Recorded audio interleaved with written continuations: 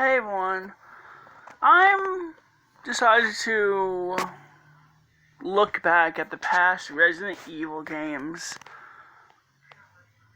from 2017 to 2020.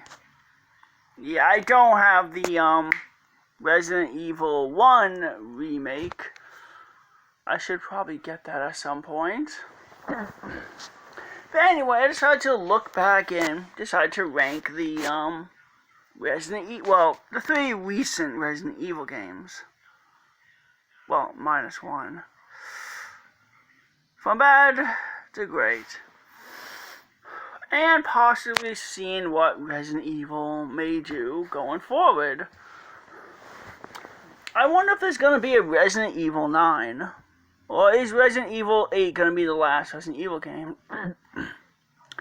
I mean, story-wise, probably. Well, they're making a Resident Evil Revelations 3, which I guess story-wise, that may be the last Resident Evil game. I do want Resident Evil 2. I mean, I'm thinking it's about time Capcom may put Resident Evil to bed.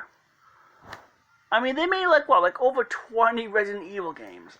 There's Resident Evil for the DS, Resident Evil File Outbreak, Resident Evil Dark Side Chronicles, which was an arcade type style game where you're first person shooter while shooting a gun at zombies. We got Umbrella Chronicles, we got all kinds of other Resident Evil games.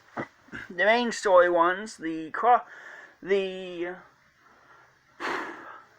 Resident Evil is by far one of Capcom's greatest games ever. Alright, the ranking. Yeah, I didn't like Resident Evil 3 compared to the other two. The game felt rushed.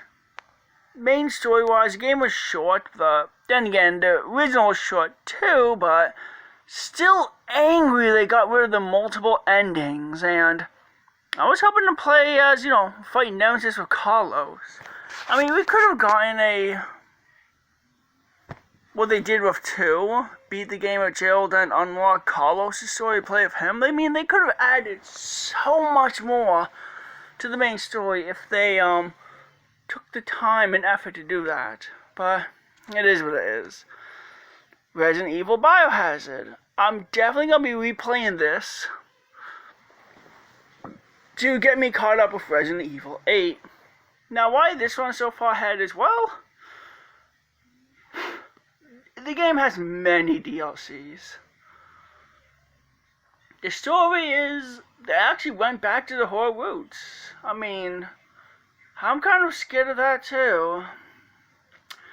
I am really scared that they're going to make like the next Resident Evil 10 or 11 more action and less horror. Resident Evil 6 was really bad. It heavily relied on action. So much action.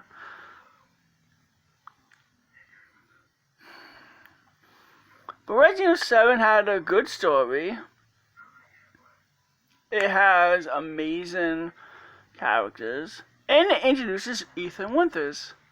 I think, though, in the previous Resident Evil 1 for the PS1, we do see a note of Umbrella operatives. Well, people that worked for Umbrella. One of them was Ethan W. Winters, though that may be a different Ethan, but I'm not 100% sure about that.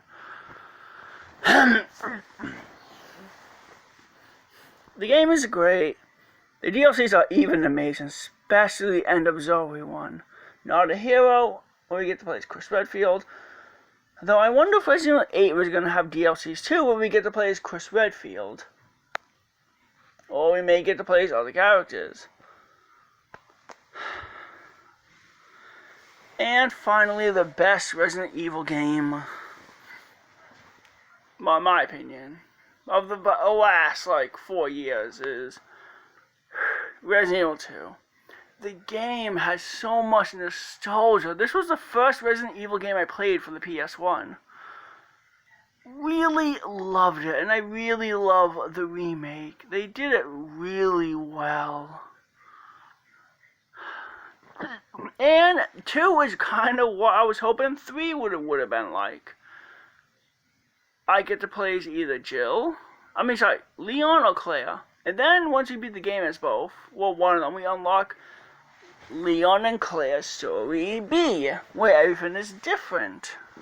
So we get 4 stories in one game, which is really great. Now, the Leon B and Claire B, they change it all up. Items are in different locations. Enemies are gonna appear much sooner than we wanted. Oh, and we unlock the true ending.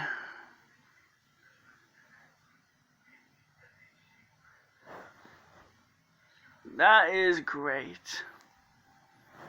Now, I really wish we could have gotten that with 3, where we could have gone like Jill's side B, where it could have showed an alternate ending, like Barry picking them up. And 3J, they just cut so many parts. Alright, Resident Evil going forward. Now, it seems Resident Evil 8 is going to have multiplayer, and it kind of looks like it's going to come with another game like 3 did. I just really hope that Capcom isn't going to heavily rely on the multiplayer online mode and basically make the main story extremely quick and unsatisfying. Resident Evil 7, it was the way to go. There was no onlines, no extra games. It was just its own story, plus plus a bunch of DLCs. I want 8 to be like that, but I don't know. But at some point, they're gonna have to put Resident Evil down. I mean, each character can get so much development.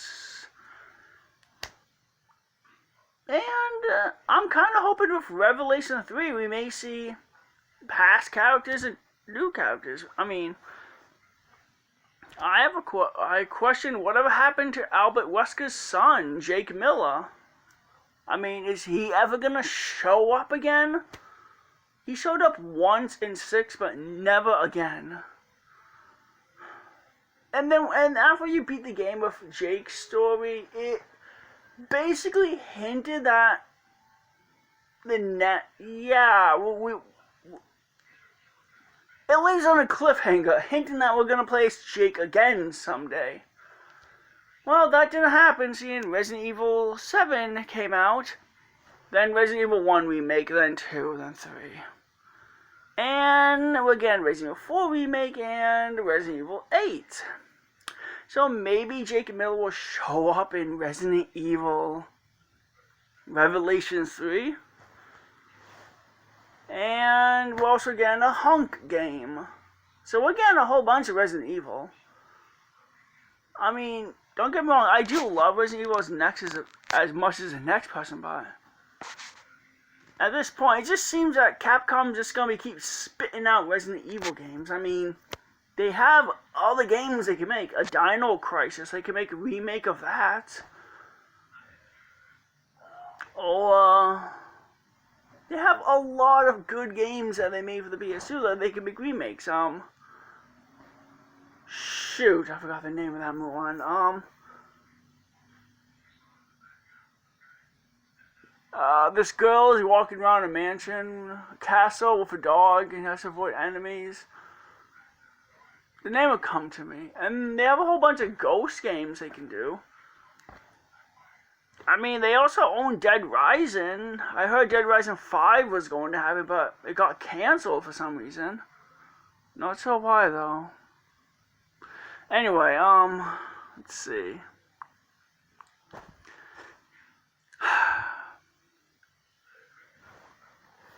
I kind of want to know which order would you put the Resident Evil, recent Resident Evil games from 2017 to 2021. Well, 2020. And once 8 comes out,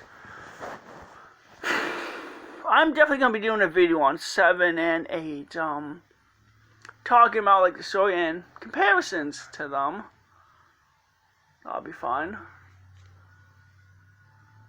Alright, next month I am doing a video on I just got a new game, Dead Rising 4, which is amazing.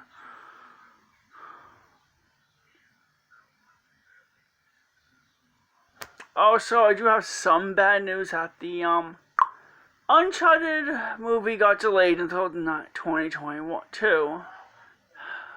Really depressed about that one.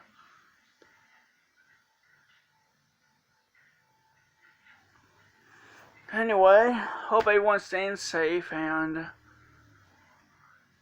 having fun as much as they can. Bye.